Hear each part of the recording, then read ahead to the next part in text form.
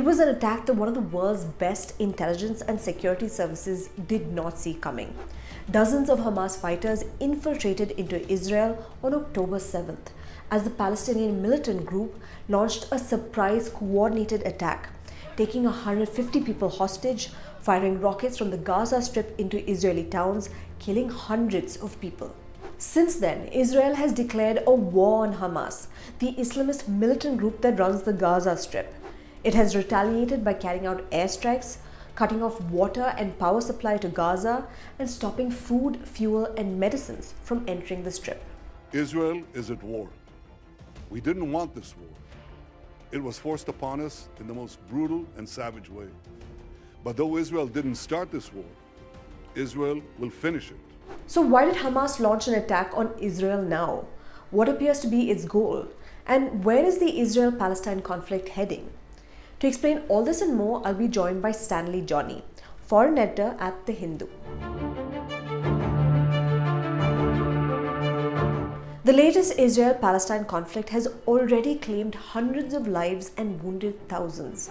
As of October 12th, 1,200 people were killed in Israel and over 1,100 in Gaza. The victims include women and children on both sides. Before I go into the latest attack, here's a quick primer on the Israel-Palestine conflict, the origins of which date back to 75 years ago when the State of Israel was created in 1948. The conflict is extremely complex and there are multiple layers to it. But to put it very simply, Jews and Muslim Arabs both want the same land. Israel is the only Jewish state in the world. It became a safe haven for Jews fleeing from persecution in Europe in the 20th century. Muslim Arabs that hail from the land call it Palestine and want to establish the state of Palestine. 700,000 Palestinians fled or were forced out of their homes in the war that followed the creation of Israel's state. There have been a few major wars since then. This is what the map looks like now. This is Israel. Palestine is divided into two areas. The West Bank, which is ruled by Fatah, and the Gaza Strip, which is run by Hamas. Israel has occupied the West Bank since 1967 and has over the years built a number of Jewish settlements in violation of international law. Gaza has seen a blockade by Israel and Egypt since 2007, and this has turned the area virtually into an open prison. Both Israel and Palestine also lay claim to the city of Jerusalem. While Israel claims all of Jerusalem to be its capital, Palestinians want East Jerusalem. Now coming to the present conflict between Hamas and Israel.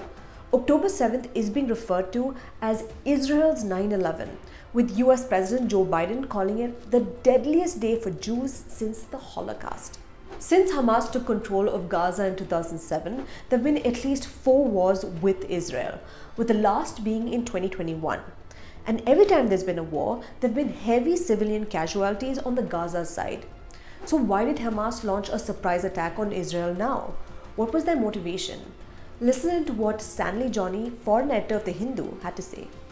Hamas, I think with this attack, if you look at what Hamas managed to achieve from this attack, is that this was something that was seen impossible, because breaking through Israel's security barrier and carrying out the largest attack in Israel's history by a non-state actor. So Hamas, by carrying out that, Hamas actually told the world or the Israelis that the occupation that has been continuing for the past many decades will have consequences. No matter how powerful Israel is, no matter how strong Israel's military is, Hamas still, despite living under a blockaded Gaza, Hamas still could, pull off such an attack. And then secondly, why now? I think there are 3 factors here that we have to take into consideration. And first, the Palestinian leadership itself is not united. You have the Fatah and the PLO in the West Bank and Hamas in Gaza. So Fatah is running the Palestinian Authority, which is also having a security cooperation with the Israelis.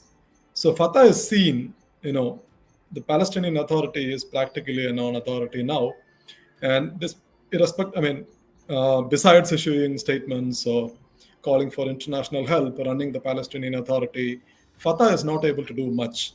So here, by carrying out this attack, Hamas was the party that was elected in the last elections held in the Palestinian territories, which was in 2006. And Hamas has actually, Hamas has become the most important pillar of the Palestinian movement. And at the same time, why now?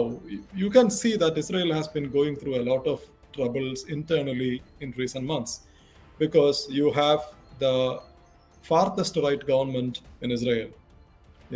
Benjamin Netanyahu's religious right government that includes far right leaders and ultra orthodox parties. And the main focus of the party is on overhauling the country's judiciary or altering the structures of power so that the elected government would be more powerful over the other institutions. This had triggered massive protests, inside Israel. And military reservists, who are the backbone of Israel's military, had threatened to resign in protest against the judicial overhaul plan.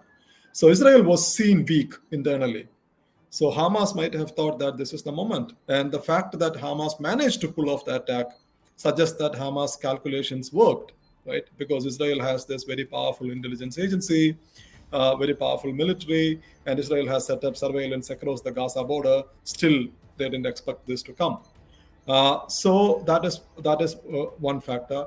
And lastly, I think regionally a lot of changes were happening in West Asia, because in 2020 Israel had reached a normalization agreement with the Emiratis, with the UAE. Actually, UAE, Bahrain, Morocco, and Sudan. The agreement with Sudan collapsed, but with the other three are still holding. And the Israelis are in a very advanced stage of negotiations with the Saudis. And Saudi Crown Prince recently said that they were making progress on a daily basis. So if a Saudi-Israel normalization agreement goes through, that would be a major blow to the Palestinian cause, especially to the Hamas, right? So, but now you see the Saudis have also backed off. So basically what Hamas has done, I think two things. One, they told the Israelis that your security model is not working. Irrespective of what you do to the Palestinians, the occupation will have consequences. We can still carry out attacks. Secondly, Hamas has brought the Palestine issue to the fore of West Asian geopolitics, because recently you see whatever changes, there were major changes in West Asia, what many people called the new Middle East. But the new Middle East is a myth. That's what Hamas has proved. The fundamental problem of West Asia remains the continuing occupation of the Palestinian territories. So if you sidestep the issue of the Palestinian territories, that is not going to resolve the problem. I think this is what Hamas has done.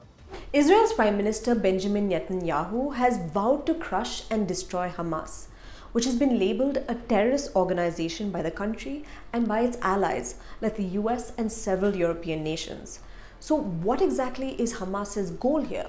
We don't know whether Hamas had any major strategic goal. I'm not sure whether there was much of a strategic thinking gone into Hamas's decision. But what Hamas wanted to do was to break the status quo, because the status quo was unsustainable for the Palestinians. Because you see, West Bank is under the direct Israeli military occupation. Gaza has been under a blockade since 2007. So Israel has set up some 500 plus checkpoints in the West Bank. West Bank towns are actually surrounded by Israeli checkpoints or barriers. And Gaza, Israel decides who comes in, who goes out, unless Hamas smuggles in things through the tunnels or the crossings through Egypt. So basically, what Israelis have been trying to do was to keep the Palestinians under check, continue the occupation without facing any major consequences. So Israel managed to do this, keep the Palestinians under check, because in the West Bank, you must have seen that recently there were eruptions in West Bank. So whenever some protests would happen or violent uprising would happen, Israel would clamp down on them using force. So Israel was keeping the challenges, security challenges under control while at the same time continuing the occupation.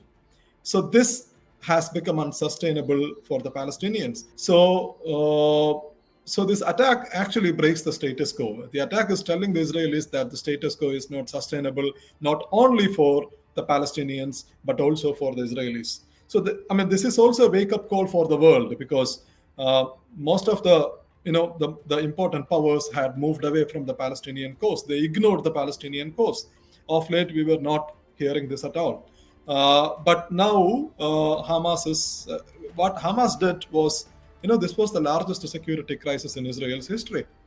And it is also a calamity. It is Hamas has taken risk not only in terms of Israel's retribution, but also you see Hamas has gone back to its original tactics, because in the late 1980s and 1990s, Hamas had used terror as a means. It had used suicide bombings.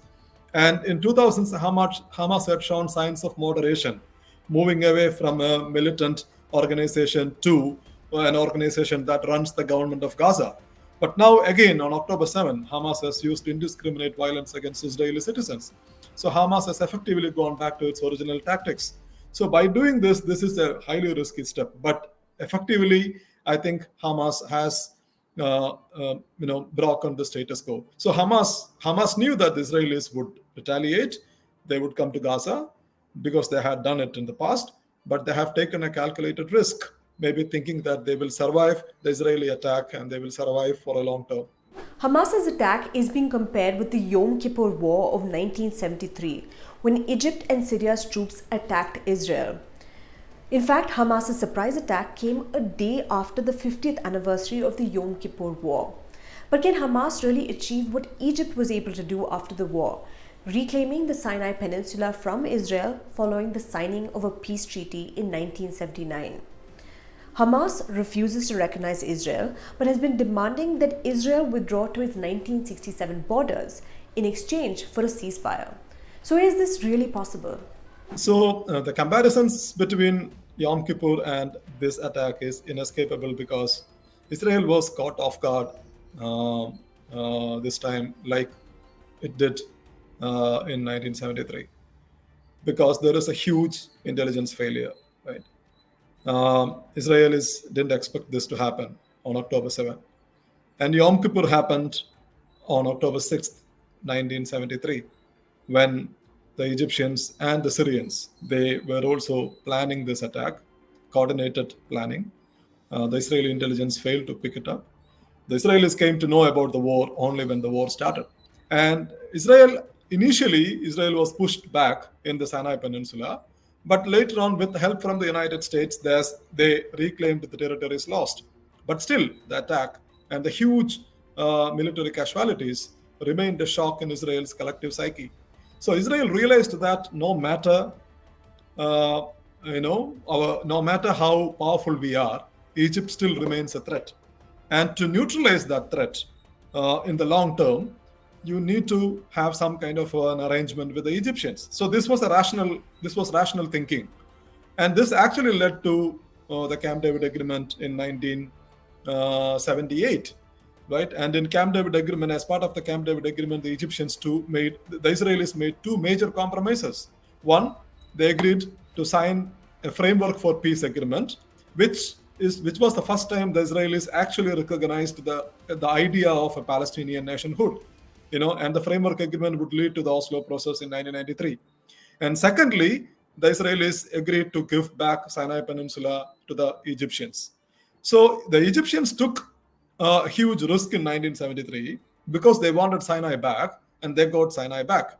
So here, Hamas took a huge risk by carrying out the attack. But the difference, of course, is that in 1973, the main fighting took place in Sinai or Golan. And the fighting took place between national armies. Casualties were largely Israeli armies. Here, it is between Hamas, which is seen as a terrorist organization by the Israelis, by the Europeans, and by the Americans, who crossed the border and killed Israeli citizens indiscriminately. So it would be very difficult for Israel to make a compromise in the future with Hamas. So I'm not sure whether Hamas would extract any strategic benefits out of this. But at the same time, If Israel thinks rationally, Israel can realize that the continuation of the occupation would continue to pose security challenges to the Israelis, because they can't continue to keep the Palestinians under check without consequences. They may be, because Israel is a far greater, powerful country in terms of its military might. And even globally, I think Israel has relative impunity, to attack the Palestinians, which other countries do not have. Russian invasion of Ukraine has triggered massive global outrage, right? And the Americans and the Europeans are backing Ukraine to fight back the Russians. But Israel can go and lay siege to Gaza, a tiny enclave of 2.3 million people. It can cut off electricity, water, food, medicines, everything, and continue to bomb the region. And the United States would send its Secretary of State to Tel Aviv, who would say that the United States stands firmly with Israel. So this is the difference. So Israel has relative impunity. Israel can continue the occupation. It can continue to bomb Gaza or punish the Palestinians, but it will have consequences. So if Israel thinks rationally, Israel will also be ready to at least start the peace process and have some meaningful engagement with the Palestinians. The peace process has been stalled for years. The two-state solution, a peace formula which proposes the state of Palestine alongside the state of Israel, is nowhere in sight. So where does the Israel-Palestine conflict go from here? Yeah, depending on what Mr. Netanyahu wants to do, he also doesn't have easy options before him, because this attack is unprecedented in Israel's history. And you look at it from Netanyahu's point of view. He is a right-wing leader who built his career over his promises of security for Israel. He said only Netanyahu can provide security to Israel, right? That was his biggest promises. And the biggest security crisis in Israel's history is unfolding on his watch. So this is a tragic irony for Netanyahu personally, because he will go down in history as the prime minister on whose watch Israel's biggest security crisis unfolded. So a lot would depend on for him to redeem himself, how he is going to respond to this crisis and what options he has. One is, of course, go into Gaza, attack Hamas or do whatever you want to do and then come back. But that's not going to solve the problem, right? Hamas would be there, because as long as you don't address the Palestinian issue, Hamas would be there. And Hamas would remain popular, and Hamas could rebuild itself, which means the threat from Hamas would be there. So that's not resolving the problem for Netanyahu. The second option is to go there and then fight a long war. You topple the Hamas government, bring Gaza under your occupation, direct military occupation, like the case in the West Bank. And again, you continue to control Gaza, which would also mean that there would be a prolonged urban war of attrition between Israeli troops and Hamas or the militants in Gaza. Because Gaza, all said and done, is a hostile territory of 2.3 million people. And that's huge, even for the Israelis, isn't it? So both options are bad. You go, come back, then there would be questions. What did you actually achieve? You go, stay there, it's going to be risky. And you never know whether you are going to meet your objectives. So I think as of now, we don't know. What we know is that, yes, Israel is going to have a ground invasion. They have mobilized troops.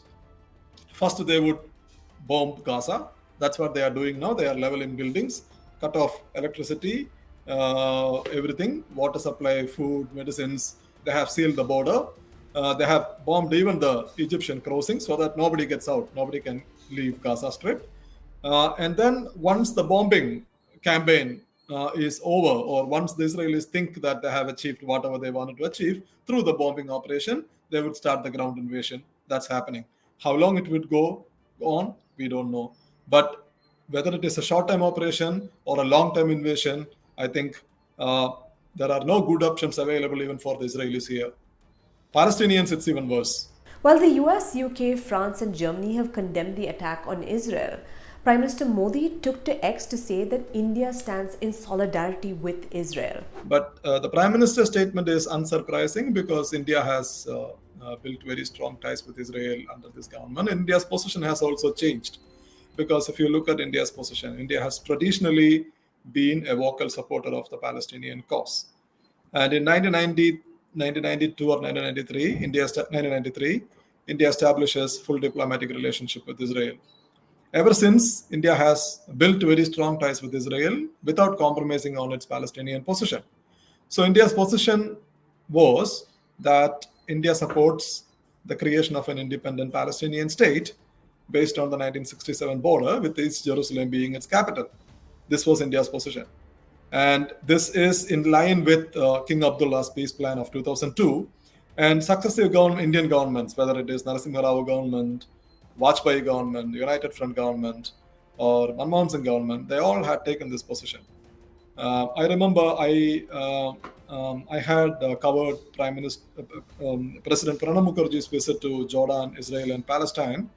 I think it was in 2016. 2016, when Pranab Mukherjee, when the president repeated the same position. And then I again reported Prime Minister Narendra Modi's visit to Ramallah, which was in 2018, where Prime Minister Modi said that India supports the creation of an independent Palestinian state with no reference to the border, no reference to the capital. So recently, when the Palestine issue, during the last Gaza war, when the Palestine issue came up in the United Nations, India's ambassador, permanent representative to the United Nations, Ambassador Tirumurthy, had issued a statement saying that India supports a just Palestinian cause. There is no reference to the border, no reference to the capital, or no reference to the refugees. So India's position has actually transformed over the years, has shifted over the years. So you can see that in Prime Minister Modi's statement also. What happens next and how long the present conflict will last is uncertain. Some say weeks, others say months. Well, the coming days or weeks will be crucial for Israel, Palestine, and the wider Middle East region. The only tragic certainty is the many lives that would be lost on both sides. That's all from me for this week, but the News Minute does have a whole host of video content across our YouTube channels. We also have interviews ahead of the Telangana elections, so do go check it out and subscribe to our YouTube channels. And if you value the journalism that we've been doing here at the News Minute, do become a member. And as always, if you like this video, hit the like button and share this video with your friends.